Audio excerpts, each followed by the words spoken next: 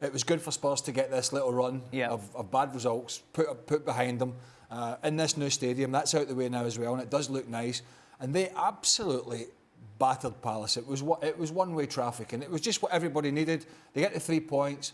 Hopefully for Spurs, they're back on the front foot, and obviously they're out at Wembley now, and they've got somewhere that they can call home. We discussed before how big the transition could be into a new stadium. We've seen teams struggle, Arsenal, for example, in the past. But this is the ideal start for Spurs. Well, it gets rid of the doubters. It gets rid of everybody, including us, bringing up what happened to them when they started at Wembley. And so it's all been put to bed. And more importantly, that bad run has been put to bed as well. And if you look at the fixture that Tottenham have, they've got lots of games at home against teams that will be in the same sort of position as Palace, who really don't have that much to play for. So, listen, it's good all round for Tottenham. We'll discuss their prospects in the top four in a moment, but of course there are other games taking place today with significance to who will finish in the Champions League next season. Chelsea with a 3-0 victory over Brighton. 7 changes were made to the side that laboured against Cardiff, of course, with that 2-1 controversial win. The likes of Loftus-Cheek coming in, getting a goal. Hudson-Odoi coming in, getting an assist to set up Giroud. Hazard brilliant once again. Now, here's the weird question, Ali, with this. How much do we read into the fact that finally Sarri's given in and given these players an opportunity? Or how much do we just say, yeah, but it's just Brighton? I don't think he's given in. I just think he was rotating the team, and this seemed to be an opportunity for Callum Hudson-Odoi to play and Ruben Loftus-Cheek for him to play as well. I don't think that this guarantees from here on out that Hudson-Odoi is going to be on the field. And that's the part that it's hard to understand, because every time he touches the ball in the final third, he's creating something for himself or for others. And I don't care how young he is, how old he is, what he has done in the past, what he's yet to do, what his potential is. I just know that when the guy's on the field, he changes the game. He impacts the game. Now, if you have that on one side, and then on the other side you have Eden Hazard, who individually could probably be the best player in the Premier League in terms of taking players on and being able to create space for himself, now you have a different mix of players, and now you have opportunities being created for guys in the middle. And Giroud comes in, scores a goal. I mean, everything today for Chelsea was perfect, which begs the question, how come this doesn't happen more often? How much does this change his mindset? How much should it change his mindset? Well, I think Gab McCarthy said he's quite a stubborn individual, so I don't know. One thing's for sure, like Ross Barkley played quite well for England, but when him and Kovacic are in that midfield with the personnel that's there, Jorginho and Kante, the dynamic's not right. And when Loftus-Cheek gives him a bit of everything, he's got quick feet, he's big and strong, he can go box to box, he's a decent passer, he's physical. And I just felt that, I said a few weeks ago, that he should be getting more game times in England International. Hudson-Odoi we've talked about a lot, and I would be disappointed if he reverted back to Pedro and to Kovacic or Barkley. I mean, I don't think it's out of the realms of possibility that this guy's going to do that. But I think if I was those two players in particular, albeit it's against Brighton who are down the wrong end of the league, I think I would be knocking on the door to the manager saying, listen, what do I need to do to get game time here? Because you played me in the Europa League, you played me in the Premier League in this game, I delivered for you, now you're not going to leave me out. And I like to think that would be the attitude. But to that point, Hudson-Odoi was left on the bench against Cardiff and did not even play, and they needed a goal. And so if you need somebody to create a chance for you, wouldn't that be the obvious choice coming off the bench? And yet he hasn't been. So what makes you believe that from here on out it's going to be, Hudson-Odoi, you're going to play? We don't know that. So the only thing you know is he doesn't do the obvious. No. I mean, we've looked at the team sheet and at the start of the game and went, wow, they're both playing.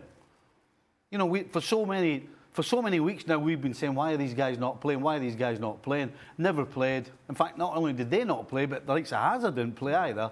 So then you look at the game today, and he throws you for a loop. Wow, they're all playing. The only thing you know is the right thing to do would be to keep that team on the field for the next game. You know what? There's no chance. He's going to go back to the bench. Why would you change He's going to that? go back to... Because it's Sarri. I know, but why because would you it's change Sarri. The old adage of not changing a winning team never really goes away, even in the modern day when people get carried away with lactic acid zones and red zones and all this sort of stuff and blood tests to see where you're fit. Oh, you can't play because you're a little low, all that nonsense. But even in this day and age, a winning team needs a run together. And to keep changing things is detrimental. This top 4 fight between these 4 teams now is so hard to call because they are so hit and miss. Yeah. You know, that was much better from Chelsea today. They were awful at the weekend.